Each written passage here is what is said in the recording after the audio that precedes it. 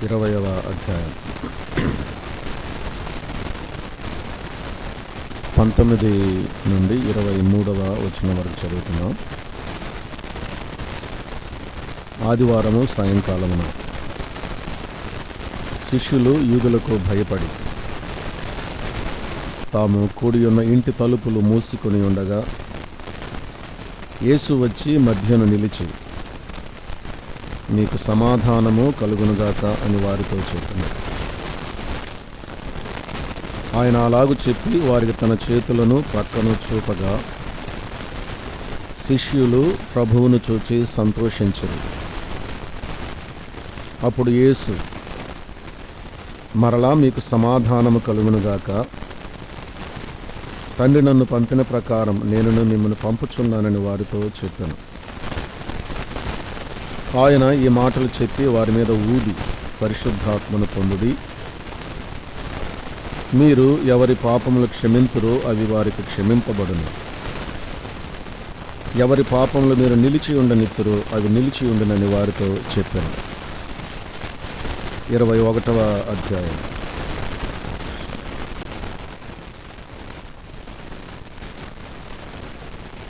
పదమూడవ వచనాన్ని చదువుదాం. మొదటిగా 9వ వచనం, ఆ తదుపరి 13వ వచనాన్ని చదువుదాం. వారు దిగి దరికి రాగానే అక్కడ నిప్పులను వాటి మీద ఉంచబడిన చేపలను రొట్టెలు కనబడను. 13వ వచనం. యేసు వచ్చి ఆ రొట్టెను తీసుకుని వారికి పంచిపెట్టెను, అలాగే చేపలను కూడా పంచిపెట్టాను. ప్రార్థన.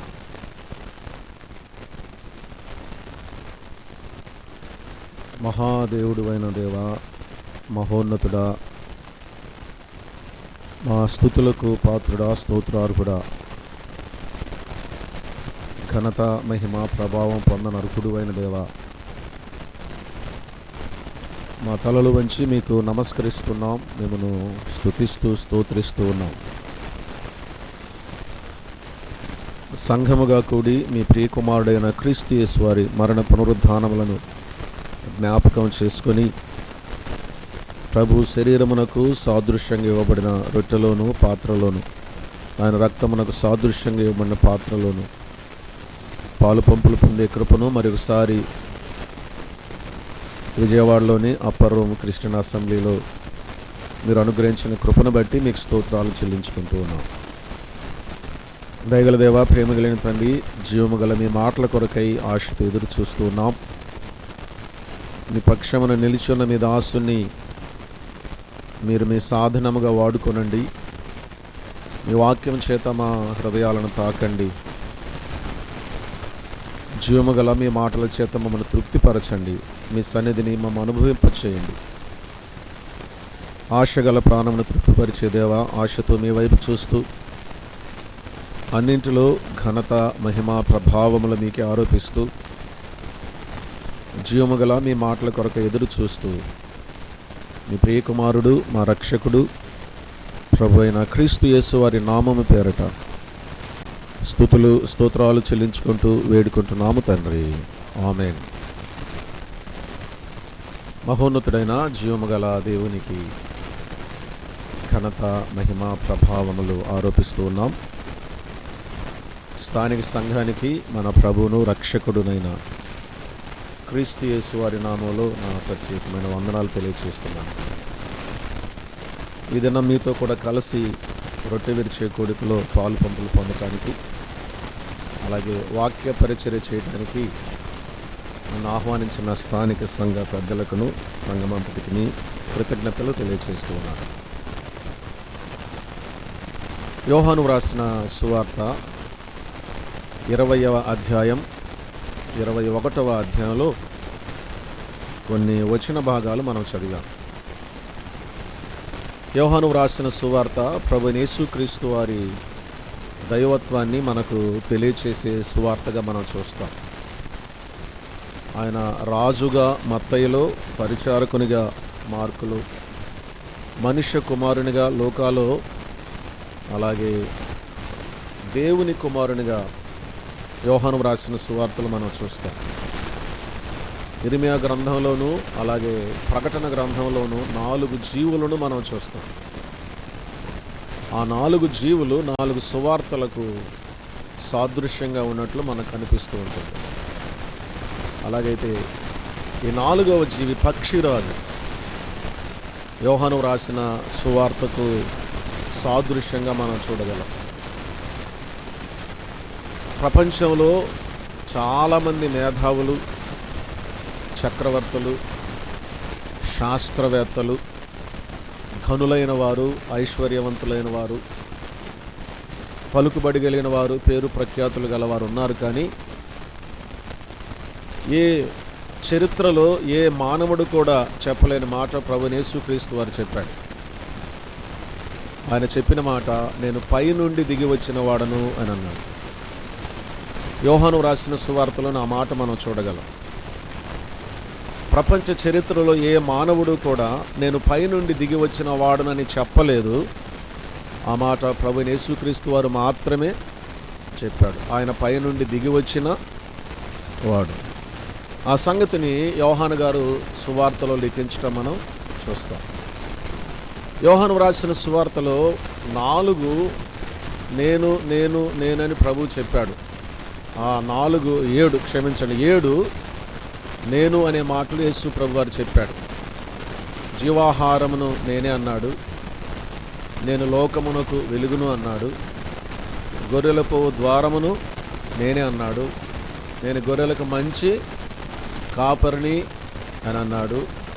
నేనే జీవమును పునరుద్ధానమును అన్నాడు. నేనే మార్గమును సత్యమును జీవమును అన్నాడు. నిజమైన ద్రాక్షవల్లిని నేనే అని అన్నాడు. యేసు ప్రభువారు చెప్పిన 7 మాటలు. అలాగే ఆయన 7 సూచక క్రియలు చేశాడు. నీటిని ద్రాక్షారసముగా మార్చాడు. ప్రధాన కుమారుణ్ణి స్వస్థపరిచాడు. 38 సంవత్సరముల నుంచి రోగిగా పడి ఉన్న వ్యక్తిని ఆయన స్వస్థపరిచాడు. అలాగే 5 రొట్టెలు 2 చేపలు 5,000 మంది పురుషులకు పంచాడు. అలాగే నీటి మీద నడిచాడు. బర్తిమైని, పుట్టుగుడ్డివాడైన బర్తిమైని స్వస్థపరిచాడు. కన్నులను తెరచాడు, దృష్టిని ఇచ్చాడు. అలాగే చనిపోయిన లాజరును లేపాడు. యోహాను రాసిన సువార్తలో ఇవి 7 కూడా సూచక క్రియలుగా చెప్పబడ్డాయి. ఆయన అద్భుతాలు చేశాడు, ఆశ్చర్యకార్యాలు చేశాడు. ఆయన ఎదుకు వచ్చేవారి మీద జాలిపడి అనేక మంది రోగులను స్వస్థపరిచాడు.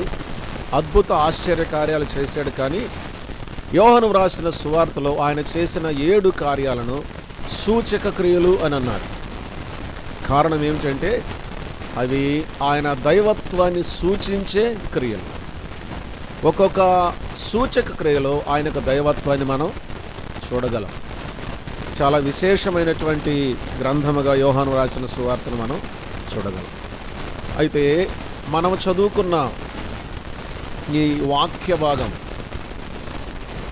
20వ అధ్యాయంలో కొన్ని వచనాలు, 21వ అధ్యాయంలో 2 వచనాలు మనం చదివాం. ఈ సంభవం జరిగినప్పుడు ఆ ప్రాంతంలో ఒక గంభీరమైన వాతావరణం నెలకొని ఉంది. గలిబిలితో కూడిన వాతావరణం కూడా నెలకొని ఉంది.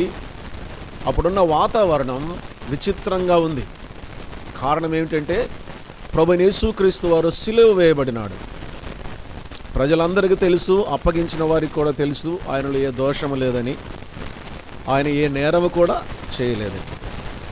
అన్యాయముగా సిలువ వేశాము అని సిలువ శిక్ష విధించిన పిలాతుకు కూడా తెలుసు. సిలువ వేయమని కేకలు వేసిన యూదులకు కూడా తెలుసు. అది కేవలం ద్వేషముతో కుట్రపూరితంగా యేసుక్రీస్తు ప్రభువుని సిలువ వేశారు అనే సంగతి అందరికీ విదితమే. అయితే సంచలనం కలిగించిన ఒక విషయం, ఒక మాట ఏమిటి అంటే ఆయన అన్నాడు, నేను 3 దినములకు తిరిగి లేస్తాను అని అన్నాడు. అందుకొరకు అనేక మంది ఎదురు చూస్తూ ఉన్నారు, కనిపెడుతూ ఉన్నారు, ఏం జరుగుద్దని ఆతృత కలిగి ఉన్నారు. వారందరిలో మరి విశేషంగా శిష్యులు ఇందుని గురించిన సంగతి ఏమవుతుందని ఆలోచన చేస్తూ ఆతృతతో ఎదురు చూస్తూ ఉన్నారు. ప్రభువైన యేసుక్రీస్తు వారు ఆయన మరణాన్ని జయించి తిరిగి లేచాడు, పునరుద్ధానుడై తిరిగి లేచారు. వాక్యం చదువుతూ ఉండగా నాకు విచిత్రం అనిపించినటువంటి ఒక మాట, ఒక విషయం ఏమిటంటే, ఆయన పునరుద్ధానం కంటే కూడా కొంతమంది వ్యక్తుల మీద ధనం ఎక్కువ ప్రభావాన్ని చూపించింది.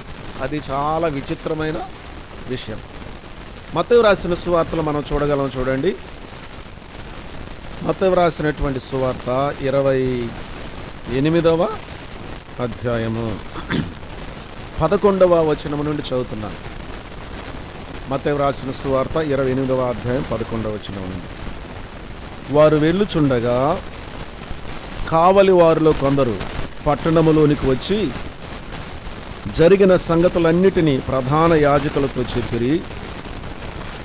కాబట్టి వారు పెద్దలతో కూడి వచ్చి ఆలోచన చేసి ఆ సైనికులకు చాలా ద్రవ్యం ఇచ్చి, మేము నిద్రపోవచ్చుండగా అతని శిష్యులు రాత్రివేళ వచ్చి అతనిని ఎత్తుకొని పోయిరని మీరు చెప్పుడి. ఇది అధిపతి చెవిన బడిన ఎడల మేము అతన్ని సమ్మతిపరచి మీకేమీ తొందర కలగకుండా చేతుమని చెప్పిరి. అప్పుడు వారు ఆ ద్రవ్యము తీసుకొని తమకు బోధింపబడిన ప్రకారము చేసిరి. ఈ మాట యూదులలో వ్యాపించి నేటి వరకు ప్రసిద్ధమై ఉన్నది. గమనించారా ఎంత వింతైనటువంటి విషయమో? ప్రభువైన యేసుక్రీస్తు వారు మరణించి సమాధి చేయబడి మరణాన్ని జయించి తిరిగి లేచారు. ఆ సంగతి కొంతమంది చూచారు. 11వ వచనంలో చూస్తే, వారు వెళ్ళుచుండగా కావలి వారిలో కొందరు పట్టణములోనికి వచ్చి జరిగిన సంగతులన్నిటిని ప్రధాన యాజకులతో చెప్పిరి. ఏ సంగతులు? 1వ వచనం నుండి 10వ వచనం వరకు జరిగిన సంగతులన్నీ కూడా వారు పెద్దలతో చెప్పారు. యేసుక్రీస్తు ప్రభువారు తాను చెప్పినట్లుగా పునరుద్ధానుడై తిరిగి లేచిన తర్వాత అది ఎంత అద్భుతమైన విషయం, అందులో ఎంత సందేశం ఉంది, అదెంత ఉన్నతమైనటువంటి విషయం. కానీ ఆ విషయాన్ని కూడా ఒక వ్యక్తి మరణాన్ని జయించి తిరిగి లేచి పునరుద్ధానుడైన విషయాన్ని ఎరిగి కూడా కొందరు ఏం చేశారు తెలిసిన? ఆ సత్యాన్ని ఒప్పుకోవటానికి ఉల్లంఘించారు. కారణం ఏం తెలిసిన? బహు ద్రవ్యం ఇచ్చి వారిని లోబరుచుకున్నారు. ఇది అంత విచిత్రమైనటువంటి విషయం. అయితే శిష్యులకు ఒక ప్రత్యేకమైనటువంటి కార్యక్రమం ఉండగా మనం అక్కడ చూడగలుగుతూ ఉన్నాం. 20వ అధ్యాయంలో యోహాను రాసిన సువార్త మనం చదివాం. మరలా చదువుతూ ఉన్నాను చూడండి, 19వ వచనం చదువుతున్నాను. యోహాను రాసిన సువార్త 20వ అధ్యాయము 19వ వచనం. ఆదివారం సాయంకాలమున శిష్యులు యూదులకు భయపడి తాము కూడి ఉన్న ఇంటి తలుపులు మూసుకొని ఉండగా యేసు వచ్చి మధ్యను నిలిచి, మీకు సమాధానము కలుగునుగాక అని వారితో చెప్పాను. 22వ వచనాన్ని మనం గమనిస్తే, ఆయన ఈ మాట చెప్పి వారి మీద ఊది పరిశుద్ధాత్మను పొందుడి. 21వ అధ్యాయము 13వ వచనంలో మనం చదివినప్పుడు, యేసు వచ్చి ఆ రొట్టెను తీసుకుని వారికి పంచి పెట్టెను, అలాగే చేపలను కూడా పంచి పెట్టాను. ప్రభువైన యేసుక్రీస్తు వారు ఆయన మరణాన్ని జయించి పునరుద్ధానుడైన వెంటనే పరమునకు ఆరోహణుడు కాలేదు. ఆయన ఇంకా చేయవలసిన పని భూమి మీద ఉన్నది. ఆయన పునరుద్ధానుడు అయిన తర్వాత దాదాపు 40 దినములు ఆయన ప్రత్యక్షమవుతూ కనబడుతూ వచ్చాడు. విశేషంగా తన శిష్యులకు కనబడుతూ వచ్చాడు. ఒకసారి 500 మందికి కూడా కనిపించాడు. 40 దినములు ఆయన భూమి మీద సంచరించాడు. ఆ తదుపరి అపోస్తుల కార్యముల గ్రంథం 1వ అధ్యాయంలో ఆయన పరమునకు ఆరోహణుడైనట్లుగా మనం చూడగలుగుతూ ఉన్నాం. ఆయన శిష్యులందరూ ఆయనతో పాటు ఉండగా ఆయన పరమునకు ఆరోహణుడు అయ్యాడు. అక్కడిద్దరు దేవదూతలు ఆయన మరలా రాబోతూ ఉన్నాడని సాక్ష్యం ఇచ్చారు. అయితే పునరుద్ధానుడైన వెంటనే ఆయన భూమి మీద కొంతకాలం ఉన్నాడు. దాదాపు 40 దినములు ఉన్నాడు. కారణం ఏమిటంటే ఆయన చేయవలసిన పని ఇంకా ఉంది.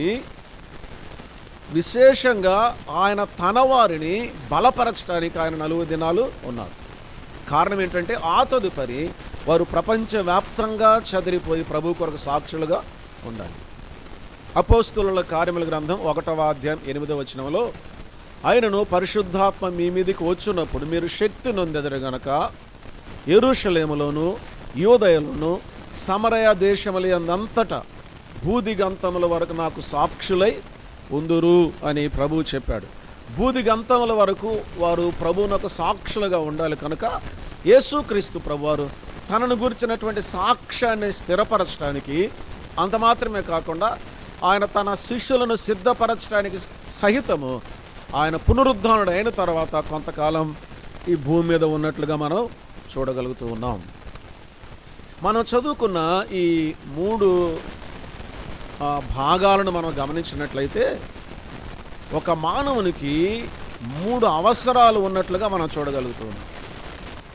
అది ప్రభు అయినటువంటి యేసుక్రీస్తు వారు ఎరిగిన వాడుగా ఉన్నాడు.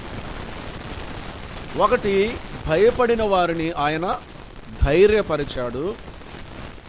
2వదిగా ఆయన అన్నాడు, వారి మీద ఊది పరిశుద్ధాత్మను పొందుడి అని అన్నాడు. 3వదిగా వారికి రొట్టెలు చేపలు యేసుక్రీస్తు ప్రభువారు పంచిపెట్టారు.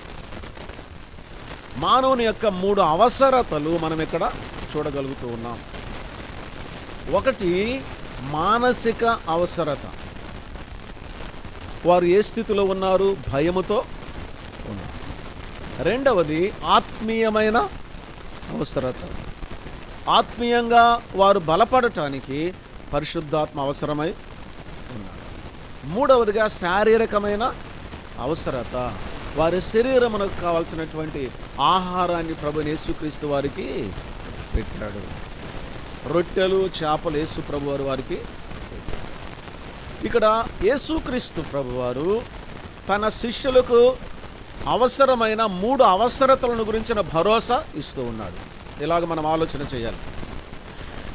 ఆయన వారికి తీర్చిన మానసిక అవసరత ఏదైతే ఉందో, ఆత్మీయమైన అవసరత ఏదైతే ఉందో, శారీరకమైన భౌతికమైన అవసరత ఏదైతే ఉందో, అప్పటికి కేవలము ఆ సందర్భం వరకు మాత్రమే కాదు, ఆ సమయం వరకు మాత్రమే కాదు, జీవితం అంతటిని గురించిన భరోసా ప్రభువైన యేసుక్రీస్తు వారు తన ప్రజలకు ఇస్తూ ఉన్నాడు. వారి జీవితాంతం ఈ భరోసా ప్రభు ఇస్తున్నాడు. ఆ సందర్భానికి ఆ సమయానికి మాత్రమే కాదు అనే సంగతి మనకు అర్థం కావాలి.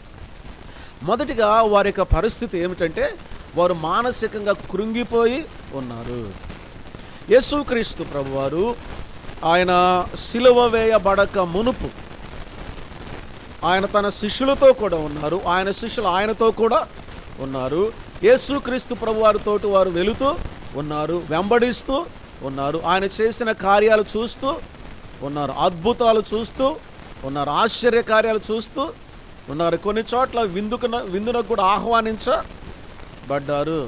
వారి యొక్క ఆ కాలం దాదాపు 3.5 సంవత్సరాల కాలం వాస్తవానికి సంతోషంగా సాగుతూనే ఉంది. ఆయన బోధలు వింటూ ఉన్నారు, అద్భుతంగా ఉన్నాయి, ఆశ్చర్యకరంగా ఉన్నాయి, చాలా బాగా ఉన్నాయి. వాళ్ళు సంతోషిస్తూ ఉన్నారు. అదే సమయమందు ప్రభు వారితో కూడా ఉన్నాడు.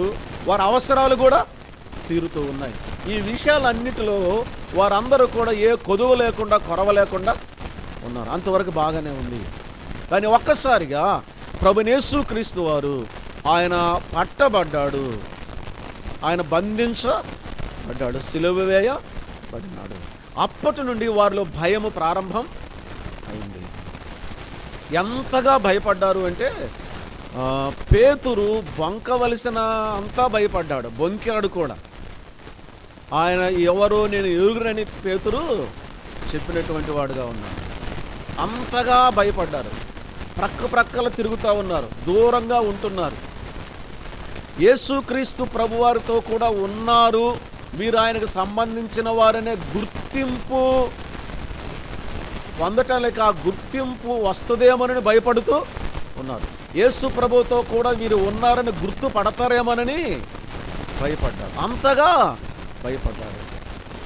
క్రీస్తునందు ప్రియమైన వారలారా, మానవునికి ఈ భయం అనేది అప్పుడు మాత్రమే వచ్చింది కాదు, ఇప్పుడు మాత్రమే వచ్చింది కాదు. ఈ భయం అనే ఈ మానసిక సమస్య ఏదెనులోని ఆరంభం అయింది.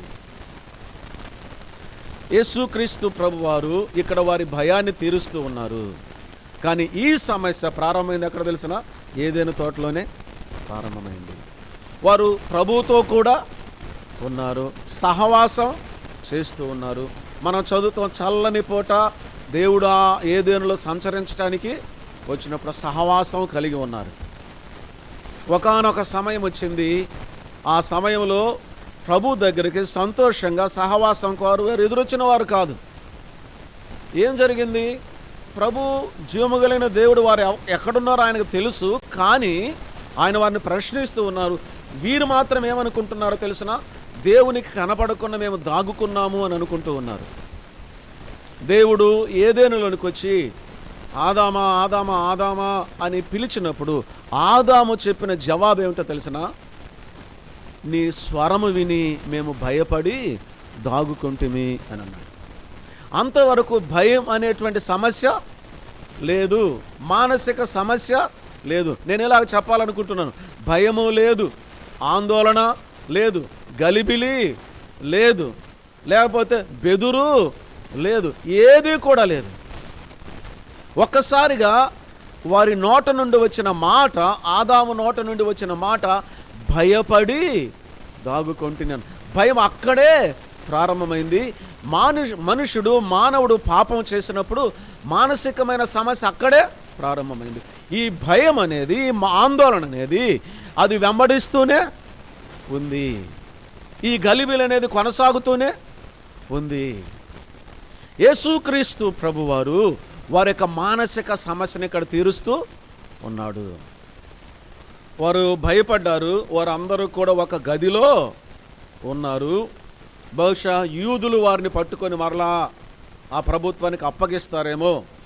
యేసుక్రీస్తు ప్రభు వారిని కూడా సిలువ వేసినట్టు వీరిని కూడా సిలువ వేస్తారేమో, లేక మరణశిక్ష విధిస్తారేమో. వారిని నడిపించినటువంటి నాయకుడు ఇప్పుడు లేడు. ఆయన కనబడటం లేదు, కనబడకుండా పోతున్నాడు. మా పరిస్థితి ఏమిటని భయపడినటువంటి సందర్భంలో ప్రభువైన యేసుక్రీస్తు వారు వారి మధ్యలోనికి వచ్చి వారి మానసిక అవసరత తీరుస్తూ ఉన్నాడు. ఏమంటాడో తెలిసిన? భయపడకుడి అని అంటూ ఉన్నాడు. వారి మనసులో నెమ్మది లేదు, వారి మనసులో శాంతి లేదు, వారి మనసులో సమాధానం లేదు. అందుకే తర్వాత ప్రభు ఏమన్నాడు తెలిసిన? మీకు సమాధానము కలుగునుగాక అని కూడా అన్నాడా? వారి మనసులో ఏముంది? ఆందోళన ఉంది, వారి మనసులో భయము ఉంది, వారి మనసులో సమాధానము లేదు. ప్రభువైన యేసుక్రీస్తు వారు వారి మానసిక అవసరతను తీరుస్తూ ఉన్నాడు. భయపడకుడి, సమాధానము కలిగి ఉండదు. ఈ ప్రపంచంలో, ఈ యొక్క లోకంలో ఒక వ్యక్తి యొక్క మానసిక అవసరతను తీర్చగలిగిన వాడు ప్రభువైన యేసుక్రీస్తు వారు మాత్రమే. మార్కు రాసిన సువార్తలో ఆయన పరిచర్యను మనం చూడగలం. మార్కు రాసిన సువార్త యొక్క ప్రారంభము కూడా ఆయన పరిచర్యతోనే ప్రారంభమవుతుంది. ఆయన బాప్తిసం తీసుకున్న తర్వాత కాలము సంపూర్ణమై ఉన్నది, దేవుని రాజ్యము సమీపించి ఉన్నది, మారు మనసు నుండి సువార్తను నమ్ముడి అని ఆయన గలిలయ ప్రాంతంలో సువార్త ప్రకటించుచు వచ్చెను. ఆయన పరిచర్య జీవితాన్ని పరిచయం చేస్తూనే సువార్తను పరిచయం చేశాడు మార్కు గారు. ఆ తరువాత మత్తయి రాసిన సువార్త 11వ అధ్యాయం 28వ వచనంలో మనం ఇలాగ చూస్తాం.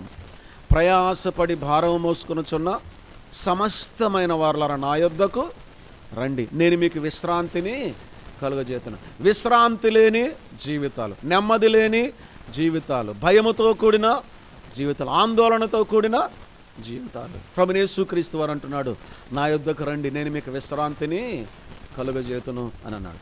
ఒక వ్యక్తి మానసికంగా కుదుట పడాలి అంటే, మానసికంగా సమాధానం కలిగి ఉండాలంటే, మానసికంగా శాంతి కలిగి ఉండాలంటే అది కేవలం ప్రభువైన యేసుక్రీస్తు వారి ద్వారా మాత్రమే సాధ్యం. ఇంకా దేనివల్ల సాధ్యం కానే కాదు. ఎంతో ఐశ్వర్యం ఉన్నవాళ్ళు, ఎంతో అధికారం ఉన్నవాళ్ళు, ఎంతో పలుకుబడి ఉన్నవాళ్ళు, ఎంతో జ్ఞానం ఉన్నవాళ్ళు, విజ్ఞాన శాస్త్రము చదివినటువంటి వారు, గొప్ప గొప్ప పేరు ప్రఖ్యాతులు పొందిన చారిత్రాత్మక పురుషులు కూడా ఎవరైతే ఉన్నారో వారి జీవితాల్లో నెమ్మది లేదు. అంత మాత్రమే కాదు, ఎన్ని ఉన్నప్పటికీ కూడా అన్ని ఈ లోక సంబంధంగా సకల ఐశ్వర్యాలు కలిగిన వారు కూడా కొంతమంది ఏం చేస్తున్నారో తెలిసిన, జీవితం మీద విరక్తి కలిగి బ్రతకటానికి ఇష్టపడటం లేదు. ఈ క్రమంలో వారు తమ ప్రాణాలు తామే తీసుకున్నవారు, అనగా ఆత్మహత్యలు చేసుకున్న వారు కూడా ఉన్నారు. కారణం ఏంటి? ఈ లోకంలో ఏది ఉన్నా కూడా వారికి ఏం లేదు, మానసికమైన అవసరత తీర్చేవారు లేరు. ఈ గలిబిలి, ఈ ఆందోళన, ఈ అసమాధానం, ఈ మానసిక అవసరతను తీర్చగలిగింది ప్రభువైన యేసుక్రీస్తు వారు. అందుకే ఆయన ఏమన్నా తెలిసిన, భయపడకుడి. నేను లెక్క పెట్టలేదు, కానీ కొంతమంది దేవుని సేవకులు లెక్క పెట్టి ఈ మాట చెప్పారు. బైబిల్ గ్రంథంలో భయపడకుడి అనే మాట, అందుకు సంబంధించిన మాట దాదాపుగా 366 సార్లు ఉన్నదట. అంటే సాధారణమైన సంవత్సరానికి ఎన్ని దినాలు? 365 దినాలు. లీఫ్ సంవత్సరానికి ఎన్ని దినాలు? 366 దినాలు. ప్రభు చెప్తున్నాడంట, భయపడకుడి. యేసుక్రీస్తు ప్రభువారు ఆయన మనకు మన మానసిక అవసరతను తీర్చేవాడు. ఫిలిప్పీలకు రాసినటువంటి పత్రికలో 4వ అధ్యాయంలో 4వ వచనం నుండి ప్రారంభం చేస్తూ పౌలు గారు ఇలాగ అన్నాడు. ఏమన్నాడో తెలిసిన, ఎల్లప్పుడూ ప్రభువునందు ఆనందించుడి, మరలా చెప్పుదును ఆనందించుడి, మీ సహనమును సకల జనులకు తెలియబడ నీయుడి, ప్రభు సమీపముగా ఉన్నాడు, దేనిని గూర్చి చింతపడకుడి కానీ. ఈ చింత దేనికి సంబంధించిన విషయం? మనస్సునకు సంబంధించిన విషయం. విశ్వాసుల్లో కూడా ఉంటుందని పౌలు ఎరిగినవాడు కనుక ఇలాగన్నాడు, దేనిని గూర్చి చింతపడకుడి అంటూ పరిష్కారం చెప్తూ ఉన్నాడు. ఇది అద్భుతమైన పరిష్కారం. దేనిని గూర్చి చింతపడకుడి కానీ ప్రతి విషయమందును ప్రార్థన విజ్ఞాపనముల చేత కృతజ్ఞతాపూర్వకముగా మీ విన్నపములు దేవునికి తెలియచేయడి. చూసారండి, ఎప్పుడు ఆనందంగా ఉండటానికి కావలసిన వనరు చింతను తొలగించుకోవటానికి కావలసినటువంటి సదుపాయము ఇక్కడ పౌలు గారు చెప్తూ ఉన్నాడు. దేనిని గూర్చి చింతపడకుడి కానీ ప్రతి విషయమునందును ప్రార్థన విజ్ఞాపనముల చేత కృతజ్ఞతాపూర్వకముగా మీ విన్నపములు దేవునికి తెలియచేయడి. అప్పుడు సమస్త జ్ఞానమునకు మించిన దేవుని సమాధానం. అంటే అర్థం ఏంటి? ఈ లోకములో ఏ జ్ఞానము కూడా సమాధానం ఇవ్వలేదు అని. లోకములుండే సమస్త జ్ఞానమునకు మించిన దేవుని సమాధానము యేసుక్రీస్తు వలన మీ హృదయములకును మీ తలంపులకును కావలి. మానసిక అవసరత రాదు అని కాదు, ఇక్కడ అవసరతను తీర్చే ప్రభు ఇక్కడ ఉన్నాడు. ఒక వ్యక్తిని నేను మీకు జ్ఞాపకం చేస్తాను. పాత నిబంధన గ్రంథంలో మీరందరూ ఎరిగినామే, బాగా పరిచయం. హన్నా అనే ఒక స్త్రీ ఉంది. ఆమె మానసికంగా చాలా ఆందోళనలో ఉంది, నెమ్మది లేకుండా ఉంది. కారణం ఏమిటంటే సంతానం లేదు.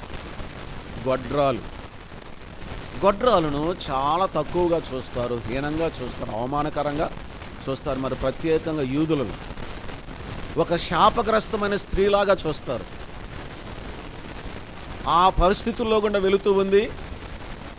తన తోటి సహోదరికి అయితే పిల్లలు ఉన్నారు. అది మరింత అవమానానికి గురి చేసింది. ఆమె దేవాలయంకి వెళ్ళి ప్రార్థన చేస్తూ వస్తూ ఉంది. అయితే మనం గమనించినప్పుడు ఒక దినాన్ని ప్రార్థన చేస్తూ ఉంటే ఏలి అన్నాడు, నీవు ఎంతకాలం మత్తురాలవై ఉందువు అన్నాడు. కానీ హన్నా చెప్పిన జవాబు ఏమిటంటే, నేను మత్తురాలను కాను, నా ఆత్మను దేవుని సన్నిధానంలో కృమ్మరించు కొనుచున్నాను అనింది. అక్కడ మనం గమనించవలసిన మాట ఏమిటంటే, అప్పటి నుండి ఆమె దుఃఖముఖిగా ఉండుట మానెను.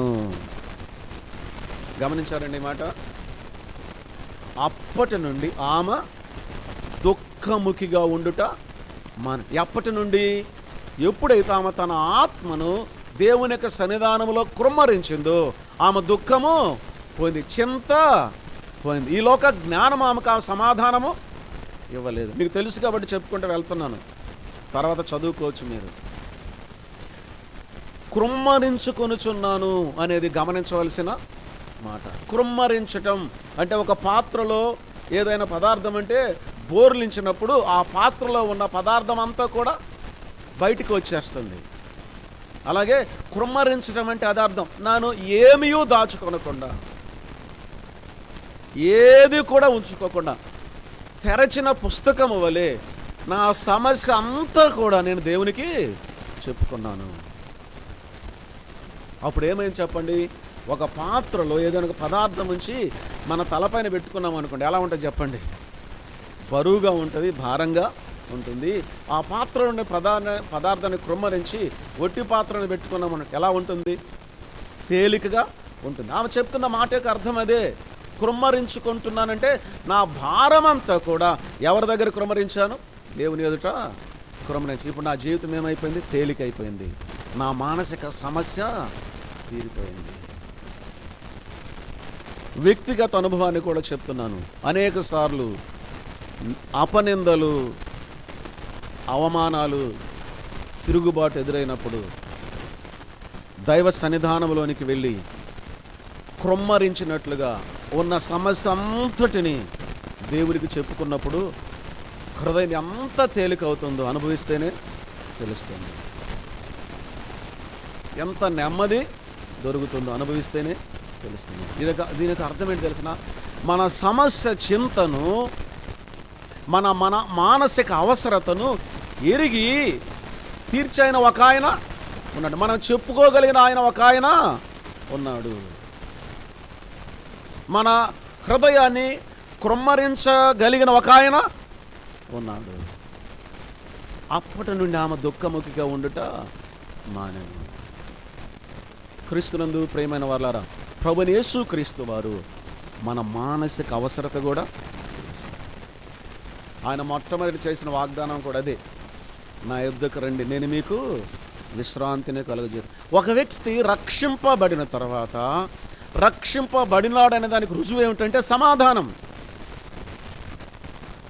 పాపాత్మురాలైన స్త్రీ ప్రభువైన యేసు క్రీస్తు వారి యొద్దకు వచ్చి ఆమె తన కన్నీటితో ఆయన పాదములను కడిగి తల వెంట్రుకలతో తుడిచినప్పుడు ప్రభు అన్నాడు తెలిసిన, అమ్మ నీ పాపములు క్షమింపబడి నీవు రక్షింపబడ్డావు అంటూ ఏమన్నాడు తెలిసిన, సమాధానము గలదానవై వెళ్ళము. భూమి మీద మొదటి ఆదాము తీసుకొచ్చిన ఈ మానసిక సమస్యను పరిష్కరించగలిగిన వాడు కడపటి ఆదామైన ప్రభువైన యేసుక్రీస్తు వారు. అందుకే యేసుక్రీస్తు ప్రభువు కడపటి ఆదాము, రెండవ ఆదాము కాదు. రెండవ ఆదాము అని బైబిల్ గ్రంథంలో లేదు. ఆయన కడపటి ఆదాము. మొదటి ఆదాము ఉన్నాడు, కడపటి ఆదాము ఉన్నాడు.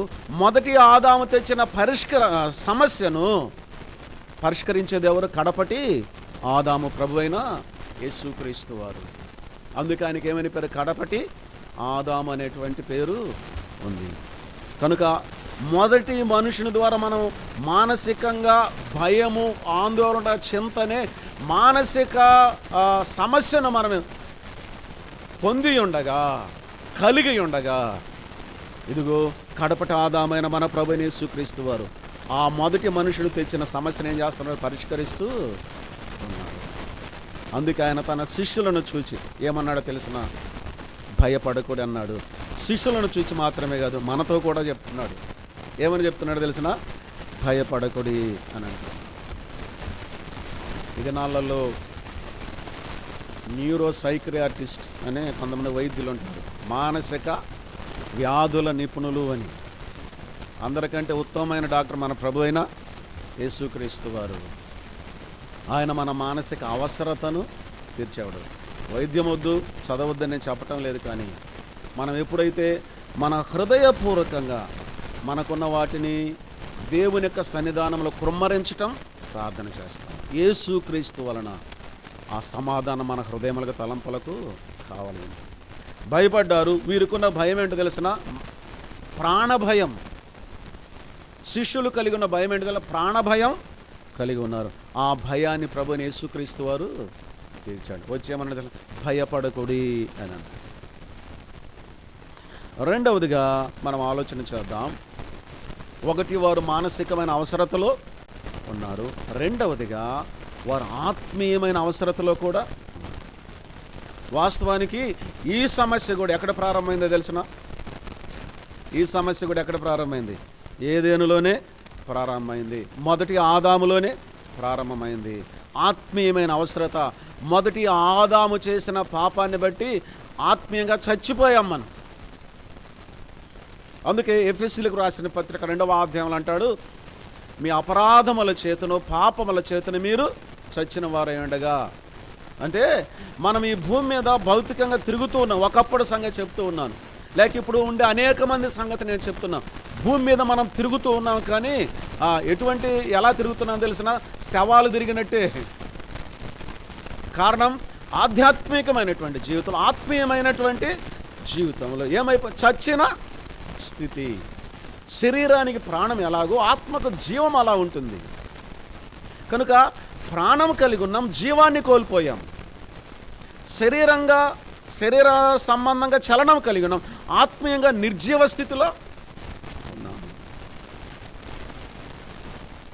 ఆత్మీయమైనటువంటి అవసరత మనకుంది. కారణం ఏంటి తెలిసిన?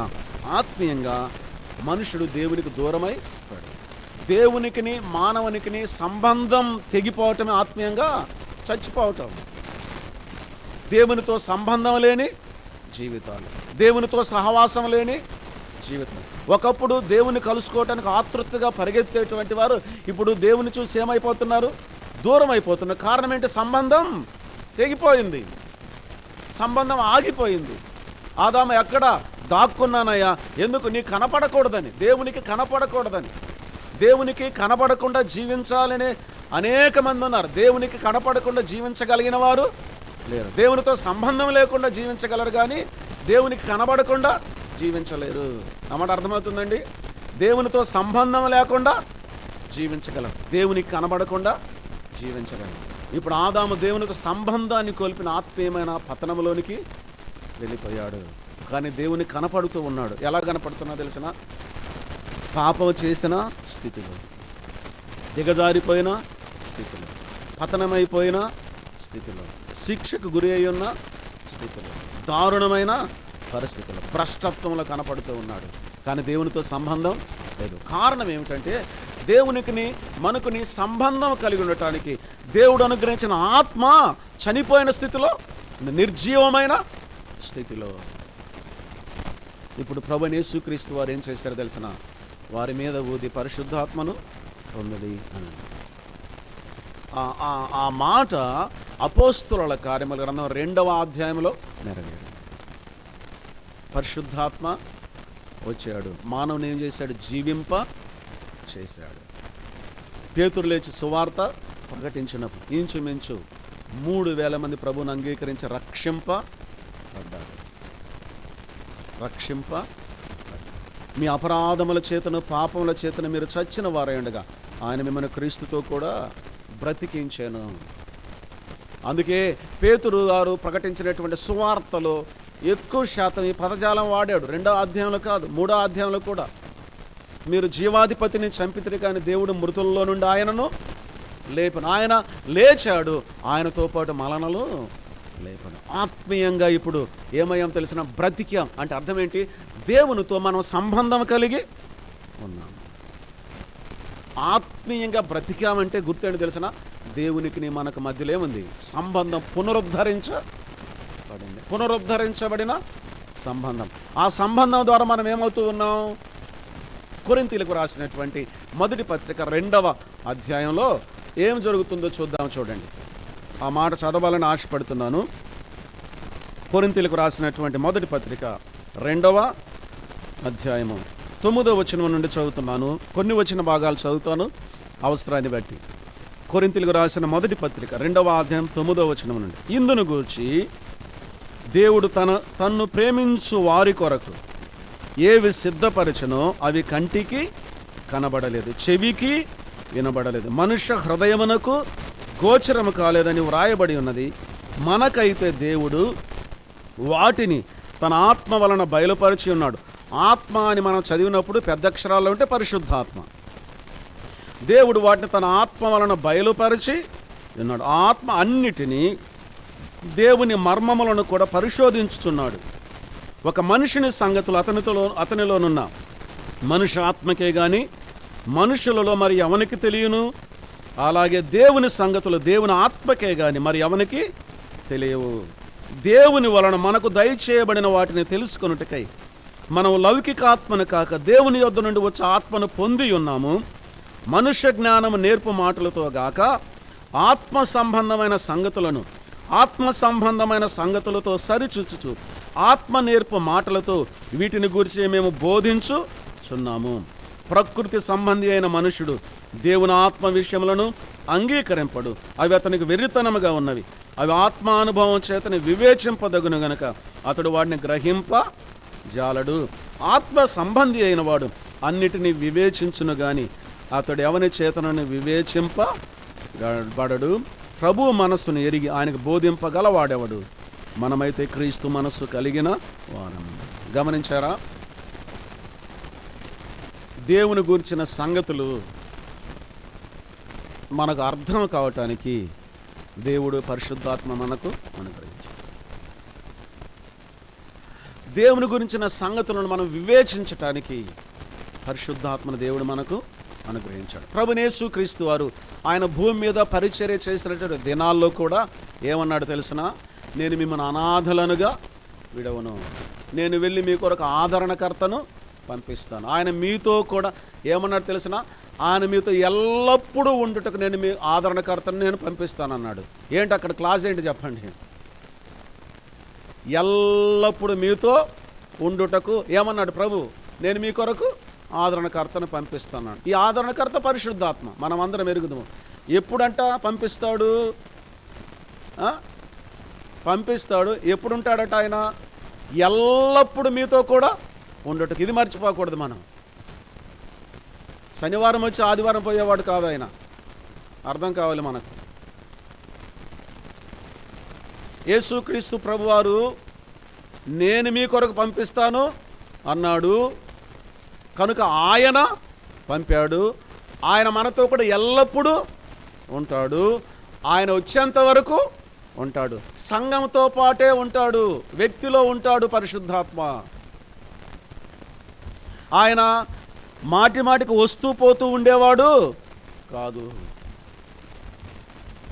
అందుకే తెస్సలోనికైలకు రాసిన పత్రికలు అంటాడు ఆత్మను ఆర్పకుడు అన్నాడు. అక్కడ కూడా పెద్ద అక్షరాలే పరిశుద్ధాత్మ. రెండు ఉన్నాయి. ఆత్మను ఆర్పకుడి, రెండవది మీలోనున్న పరిశుద్ధాత్మను దుఃఖపరచకుడి. 4:30 ఎఫెసీయులకు రాసిన పత్రిక. ఈ రెండు కార్యాలు మనలో ఉన్న పరిశుద్ధాత్మ ద్వారా జరిగేటువంటి విషయం. ఆత్మను ఆర్పకూడదు. దేవుని గురించిన సంగతులు దేవుని ఆత్మ మనకు బయలుపరుస్తాడు. లోబడాలి, వినాలి, విధేయత చూపించాలి, గ్రహించాలి. రెండవదిగా దేవునికి విరోధంగా నీవు జీవిస్తే, దేవునికి ఆయాసం కలిగిస్తే, పాపము చేస్తే పరిశుద్ధాత్మ దుఃఖ పడతాడు అంటూ ఇంకొక మాట అన్నాడు అక్కడ. విమోచన దినం వరకు మీరు ఆయన చేత ముద్రింపబడి ఉన్నారు. విమోచన దినము వరకు అది ఆ కార్యం శాశ్వతమైనది. దేవుడు తన కార్యాన్ని ఎప్పుడు కూడా అసంపూర్తిగా చేయడు. ఆయన కార్యం సంపూర్ణమైనది, పరిపూర్ణమైనది. కనుక పరిశుద్ధాత్మ మనలో జరిగించేటువంటి కార్యం ఒకటి, దేవుని గురించిన సంగతులు వివేచించేటట్లు చేస్తాడు. క్రమాన్ని నేర్పిస్తాడు. ఆయనకు అల్లరికి కర్త కాదు, క్రమాన్ని నేర్పించేవాడు. దేవుని సంగతులు మనకు తెలియచేసేవాడు, బయలుపరిచేవాడు. కనుక ఆత్మను ఆర్పకుడి. అంత మాత్రమే కాక పరిశుద్ధాత్మను హెచ్చరించేవాడు. అది ఆయన పడే దుఃఖం, పొరపాటు, తప్పు, పాపం, బలహీనత జరిగినప్పుడు ఏం చేస్తాడు? ఆయన హెచ్చరించినప్పుడు ఆర్పకుండా లోబడాలి. ఆయనను దుఃఖపరచకుండా పరిశుద్ధంగా జీవించాలి. మీ దేహం దేవుని వలన మీకు అనుగ్రహింపబడి దేవుని పరిశుద్ధాత్మక ఆలయమై ఉన్నదని మీరు ఎరుగరా. దేవుని ఆలయం పరిశుద్ధమైనది, మీరు ఆలయమై ఉన్నారు అని అన్నాడు. క్రీస్తునందు ప్రియమైన వారలారా, మన ఆత్మీయమైనటువంటి అవసరత దేవుడే తీరుస్తున్నాడు. ప్రభువైన యేసుక్రీస్తు వారు తీరుస్తున్నారు. ఎలాగో తెలుసిన తన ఆత్మను మనలో ఉంచాడు. ఆత్మ ఎలా ఉన్నాడంటే జీవజలముల బొగ్గవలే ఉన్నాడు. మన దాహాన్ని తీర్చేవాడు, మనకు జీవమును ఇచ్చేవాడు. అందుకే ప్రభువైన యేసుక్రీస్తు వారు అన్నాడు, వారికి అవసరత తెలుసు. మొదటి అవసరత ఏంటి వారిది? మానసిక అవసరత, భయపడకుడి. రెండవది ఆత్మీయమైన అవసరత, ఏమన్నాడు? పరిశుద్ధాత్మను. పరిశుద్ధాత్మ ఎప్పుడు మన ఆత్మతో సంధిస్తూ ఉంటాడు. మన ఆత్మ దేవునితో సంబంధం కలిగి ఉండేది పరిశుద్ధాత్మ. అందుకే యేసు ప్రభువు వారు అన్నాడు, ఎల్లప్పుడూ మీతో కూడా ఉండదు. ఆయన మనతోనే ఉన్నాడు, ఉంటాడు, మనల్ని నడిపిస్తూ ఉంటాడు. ఆ తరువాత మరొక విషయాన్ని గురించి కూడా మనం ఆలోచన చేయాలి. ఒకటి, ఆయన మానసికంగా మనలను ఆదుకునేవాడు. రెండవది, ఆయన ఆత్మీయంగా మనలను బలపరిచేవాడు. మూడవది, అందరికీ ముఖ్యమైనది, అందరు కావాలి అనుకునేది. ఇప్పుడు అంతా అయిపోయింది. ఏమన్నాడు ప్రభు? భయపడకడు అన్నాడు. భయం పోయింది. ఎందుకు బహిరంగంగా వచ్చేసారు బయటికి? పరిశుద్ధాత్మను పొందుడు అన్నాడు. కొంత సమయం ఉంది, పొందబోతూ ఉన్నారు. ఇప్పుడు ఆ భయం పోయిన తర్వాత ఏం చేశారో తెలిసిన వాళ్ళు వలలు తీసుకుని బయటకు వచ్చారు. ప్రభువైన యేసుక్రీస్తు వారు వారిని పిలిచినప్పుడే వారికి ఏమన్నా తెలిసిన, నేను మిమ్మల్ని మనుషులను పట్టు జాలరులుగా చేతును అని అన్నాడు. ఇప్పుడు వలలు పట్టుకొని బయటకు వస్తూ ఉన్నాడు. ఈ వలలు పట్టుకొని బయటకు వచ్చే సమయంలో వారికి ఒక లీడర్ ఉన్నాడు, ఒక నాయకుడు ఉన్నాడు. ఆయన ఎవరో తెలిసిన? పేతురు. అక్కడ ఉండేటువంటి శిష్యులతో కొంతమంది శిష్యులు ఉన్నారు, అందరూ కాదు, జాలరులైన శిష్యులు ఉన్నారు. వారితో పేతురు అంటున్నాడు, నేను చేపల పట్టు పోదుననగా అని అన్నాడు. వారు కూడా ఏమన్నారు తెలిసిన? మేము కూడా నీతో వచ్చేదము అని అన్నారు. చూడండి, వాళ్ళని ప్రేరేపిస్తూ ఉండగా వారు కూడా పేతురును వెంబడిస్తూ ఉన్నారు. వారు వెళ్ళారు, రాత్రంతా కూడా ప్రయాసపడ్డారు, వారికి ఏమీ కూడా దొరకలేదు. ప్రభువు ఒడ్డున నిలిచాడు. ఏమన్నాడు తెలిసిన? మీ కుడివైపున వలలు వేయము అనగానే కుడివైపున వలలు వేసినప్పుడు 153 చేపలతో వల నిండిపోయింది. అప్పుడు పేతురు అర్థమైపోయింది ఆయన ఎవరో అనే సంగతి. పేతురు నీళ్ళలో దిగుతాడు. ఆయన ఈదుకుంటూ ఒడ్డుకు వచ్చాడు. వారు ఒడ్డునకు రాగానే అక్కడ వారి కొరకు సిద్ధపరచబడిన రొట్టె చేపలు యేసు ప్రభువు అన్నాడు, వీటిని భుజించడానిగానే వారు రొట్టెను చేపలను. ఈ ఆహారం యొక్క సమస్య కూడా ఎక్కడ ప్రారంభమైంది? ఆహారం కావాలనేటువంటి సమస్య ఎక్కడ ఆరంభమైంది? ఏదేనులోనే ఆరంభమైంది. ఏదేను నుండి బయటికి రాగానే ప్రభువారు ఆదాముకి ఇలాగ నీవు చెమట కార్చే ఆహారము తిందువు అని. ఆహారం సమస్య అక్కడే ప్రారంభం అయింది. అంతకుముందుగా అంతవరకు ఈ సమస్య మనకు కనిపించదు. తర్వాత నీవు చెమట కార్చే ఆహారము తిందువు అని అన్నాడు. అది దేవుడు పురుషునికి ఇచ్చినటువంటి బాధ్యత. పురుషుడు కుటుంబాన్ని పోషించాలి. స్త్రీ సంగతి ఆప్షనల్, ఐచ్ఛికమైన స్వేచ్ఛ. చేస్తే తప్పు లేదు, సహకారిగా ఉంటే తప్పు లేదు. సామెతల గ్రంథం 31వ అధ్యాయంలో గుణవతి అనే స్త్రీ సహకారిగా ఇక్కడ ఆప్షనల్, ఖండితం మాత్రం కాదు, పురుషునికి మాత్రం ఖండితం. ఏమిటది? కుటుంబ పోషణ. అది దైవ నిర్ణయం, దైవ చిత్తం. అందుకే 128వ కీర్తనలో భక్తుడు ఇలాగ రాస్తాడు, యెహోవా యందు భయభక్తులు కలిగి ఆయన త్రోవల యందు నడుచువారందరూ నిశ్చయముగా నీవు నీ చేతుల కష్టార్జితము అనుభవించదవు. నీలోగట నీ భార్య ఫలించు ద్రాక్షవల్లి వలె నీ కష్టార్జితం నీ భార్య ద్రాక్షవల్లి అని. ఇది దేవుని యొక్క. అయితే ఇక్కడ మనం గమనించవలసిన విషయం ఏంటి తెలిసిన? మన భౌతికమైన శరీర సంబంధమైన అవసరాలు కూడా ఎవరు తీరుస్తాడు? మన ప్రభువు. ఎలా తీరుస్తాడు? ఏమీ పని చేయకుండా మౌనంగా కూర్చోమని కాదు అక్కడ అర్థం. తెస్సలోనికైలకు పౌలు గారు పత్రిక రాస్తూ ఏమన్నాడంటే, ఎవడైనను పని చేయని ఎడల వాడు భోజనము చేయకూడదు అని. భోజనం ఎలా పని చేసే భోజనం చేయాలి, సోమరులుగా ఉండటానికి కాదు. నీ భౌతికమైన అవసరాల కోసం, నీ కుటుంబ పోషణ కోసం దేవుడు ఏదో ఒక ఆధారాన్ని నీకు ఇస్తాడు. అది ఏ రూపానైనా ఇస్తాడు. బహుశా అది ప్రభుత్వ ఉద్యోగమే కావచ్చు, ప్రైవేట్ ఉద్యోగమే కావచ్చు, వ్యాపారమే కావచ్చు, వ్యవసాయమే కావచ్చు, కూలి పనే కావచ్చు, ఏదైనా సరే ప్రభు నీకు జీవనాధారాన్ని ఇస్తాడు, అనుగ్రహిస్తాడు. అంటే ఇక్కడ చెప్పబడిన మాట ఏంటంటే, మీరు సోమరులాగా కూర్చొని ఉండమని కాదు అర్థం. ప్రభు ఏదో ఒక జీవనాధారాన్ని మీకు ఇస్తాడు, కానీ దాని విషయమైన చింత మీకు అవసరం లేదు. అది అర్థం కావాలి. యేసుక్రీస్తు ప్రభువారు లోకాసు రాసిన సువార్త 12వ అధ్యాయం ఇలాగ అన్నాడు.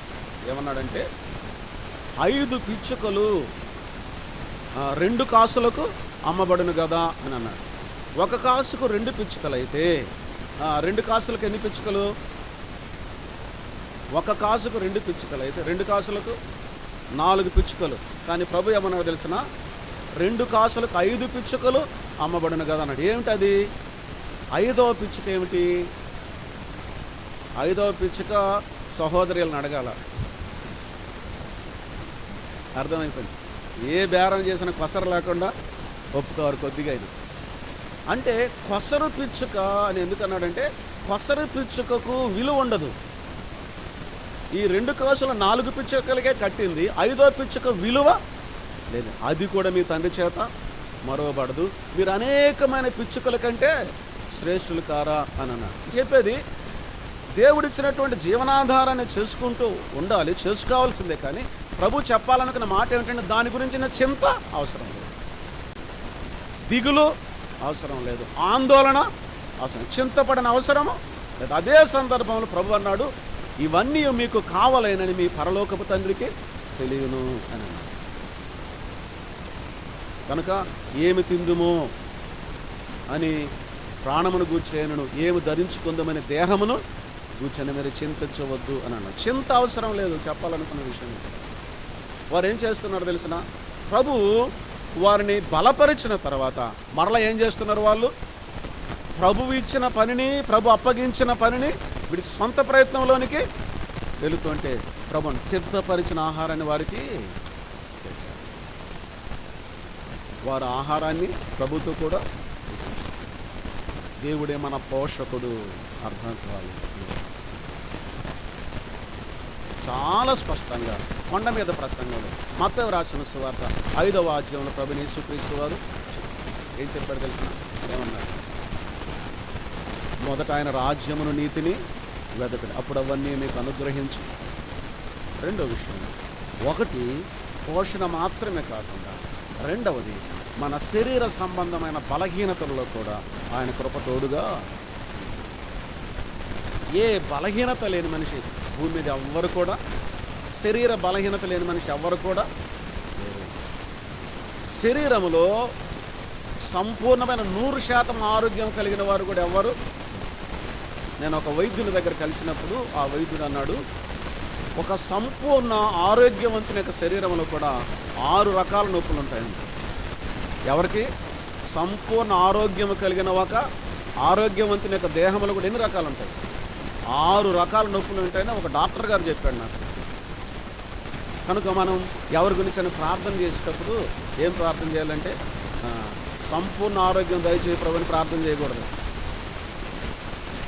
దేవుని వాక్యం చెప్తుంది, ఈ శరీరం ఎటువంటిదంట, దినదినం ఏమవుద్ది? కృషించిపోయేదే. కొంతమంది వృద్ధులైన పెద్దవాళ్ళని అడిగితే, ఎలా ఉన్నారు అంకుల్, ఆరోగ్యం బాగుందంటే, ఏముందా పొద్దు వాలిపోయిందంటారు. అంటే అర్థం ఏంటి?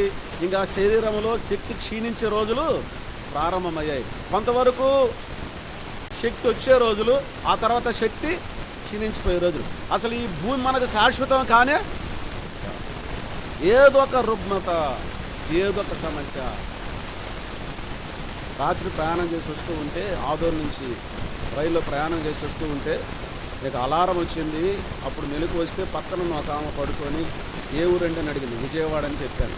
మేము కూడా విజయవాడ దిగాలనింది. 2 ఉన్నారు వాళ్ళు స్త్రీలు, వారిద్దరు కూర్చొని విజయవాడ వచ్చినంతసేపు అదే వ్యవహారం. ఏం వ్యవహారం తెలిసిన? అంత షుగర్ గురించే. నిద్రపోయేళ్ళు కూడా నాకు అనిపించింది, నిద్రపోయేళ్ళు కూడా వీళ్ళు లేపుతారు అనిపించింది. నీకు ఎంత ఉంటుంది, డాక్టర్ ఏం చెప్పిండు, ఈ మందులు వాడాలా, ఇదే వ్యవహారం. విజయవాడ వచ్చిన దాకా షుగర్ గురించే వ్యవహారం. ఆపకుండా మాట్లాడుతూ ఉన్నారు, పాపం అనారోగ్యంతో ఉన్నారు. ప్రతి వ్యక్తి యొక్క జీవితంలో ఏదో ఒక కోవిడ్ తీవ్రంగా ఉన్నప్పుడు హాస్పిటల్లో ఉంటే నాకు ఒక పోస్ట్ పెట్టారు. ఒక వస్తాదు రెజ్లర్ కరోనా వచ్చి 3 రోజుల్లో చనిపోయాడు.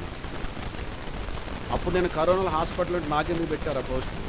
వస్తాదే పోయాడు నువ్వెంత అని పెట్టారేమో, నాకైతే తెలియదు. ప్రతి వ్యక్తి యొక్క జీవితంలో బలహీనత ఉంది. పౌలు గారు అన్నాడు తెలుసు, నా శరీరంలో ఒక ముళ్ళు అయితే క్రీస్తునందు ప్రియమైన వాళ్ళ. ఆ బలహీనతలలో దేవుని కృప మనకుంది. మనం ప్రార్థన చేసేటప్పుడు నేను ఇలాగ అనుకుంటాను, ప్రభా స్వస్థత దయచేయనే కంటే కూడా ప్రభా నీ కృపను దయచేయని ప్రార్థన చేస్తే బాగుంటుంది అనిపిస్తుంది. కారణం ఏంటి తెలిసిన? పౌలు గారు ఏమన్నా తెలిసిన,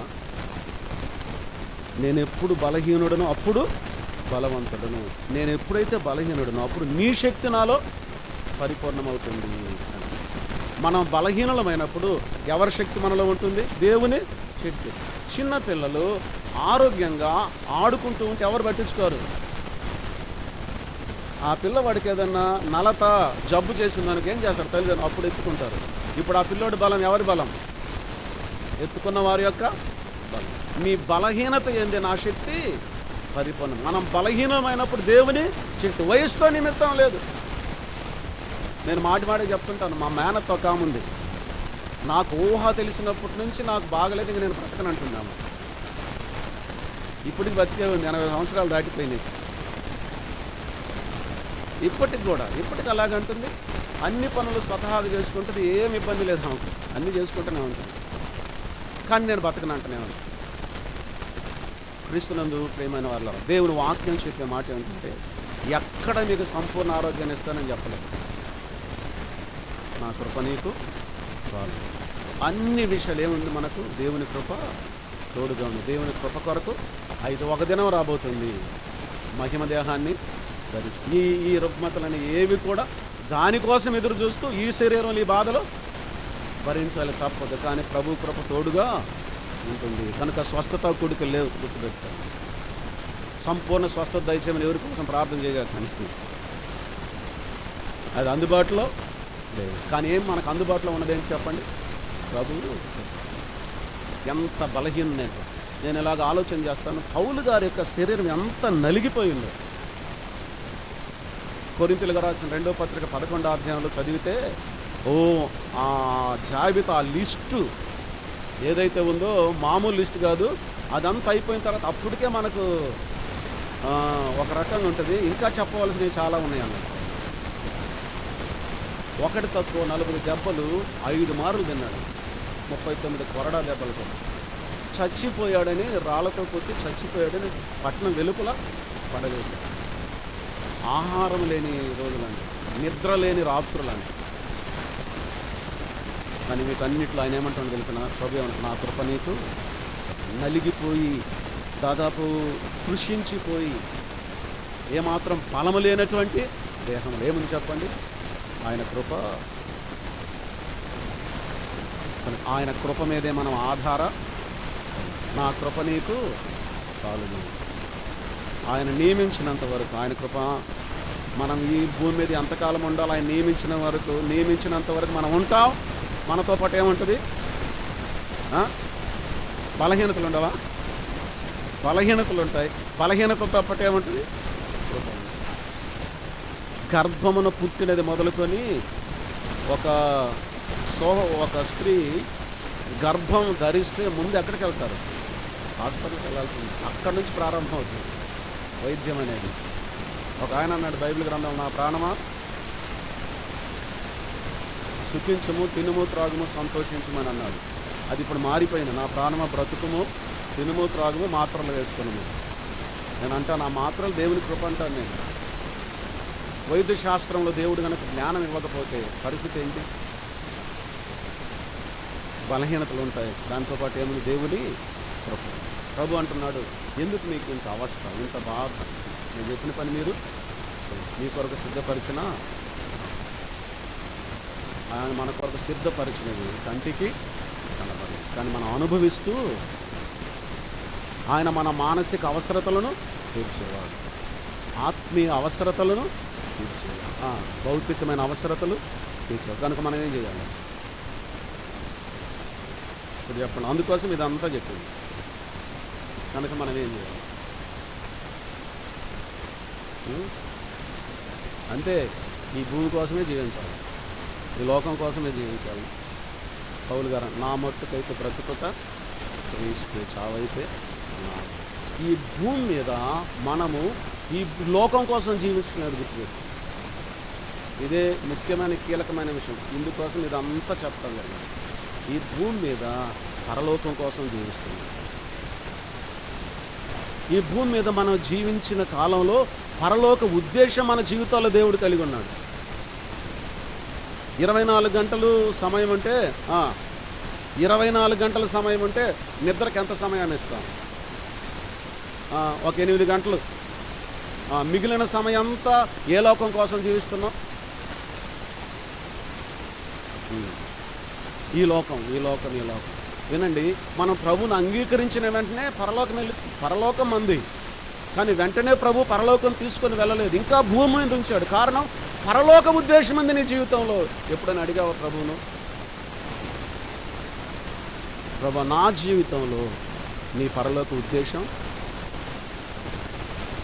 నా మట్టుకైతే బ్రతుకుట క్రీస్తు, చావైతే నాది. భూమి మీద ఈ మాట అర్థం కావాలి. ఈ మాట అర్థం మరలా చెప్పు. భూమి మీద ఎందుకు జీవిస్తున్నాం? పరలోకం కోసం జీవిస్తున్నాం.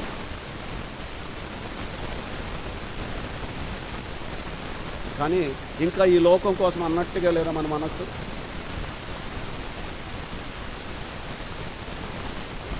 ప్రభుని యేసుక్రీస్తు వారు ఇలాగన్నాడు, పరలోకమందు మీ కొరకు ధనము. ఎక్కడ కూర్చోవాలి? అక్కడికి వెళ్ళినప్పుడు కదా అవకాశం. ఎప్పుడు? ఇప్పుడే. వెంటనే పరలోకం ఎందుకు వెళ్ళిపోలేదు? ప్రభుని అంగీకరించిన లేదు. నీ జీవితంలో దేవుడు ఒక ఉద్దేశం కలిగి ఉన్నాడు.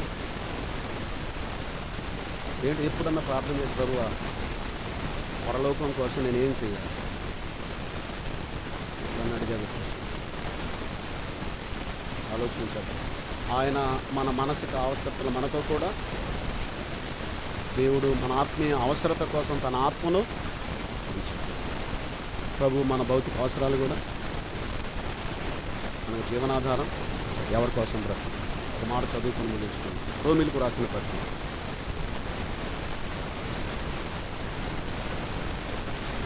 ఈ మాట చదువుకొని ముగించుకుందాం. 14వ అధ్యాయం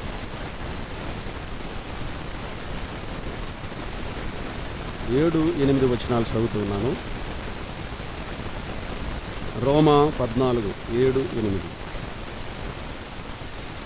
మనలో ఎవడును తన కోసమే బ్రతుకు, ఎవడును తన కోసమే చనిపోడు. మనము బ్రతికినను ప్రభు కోసమే బ్రతుకుచున్నాము, చనిపోయినను ప్రభు కోసమే చనిపోవచ్చున్నాము. కాబట్టి మనం బ్రతికినను చనిపోయినను ప్రభు వారమై ఉన్నాము. కొరింథీయులకు రాసిన మొదటి పత్రిక 6వ అధ్యాయం 19-20 వచనాలు. కొరింథీ మొదటి పత్రిక 6వ అధ్యాయం 19-20. మీ దేహము దేవుని వలన మీకు అనుగ్రహింపబడి మీలోనున్న పరిశుద్ధాత్మక ఆలయమై ఉన్నదని మీరు ఎరగరు. మీరు మీ సొత్తు కాదు, మీరు మీ సొత్తు కాదు, విలువ పెట్టి కొనబడిన వారు కనుక మీ దేహముతో దేవుని మహిమపరచండి. ఘనుడైన దేవా, కృపగల తండ్రి, మీ కృపా కనికరాలను బట్టి మిమ్మల్ని స్తుతిస్తున్నాం. ఘనత మహిమ ప్రభావం మీకు ఆరోపిస్తూ ఉన్నాం.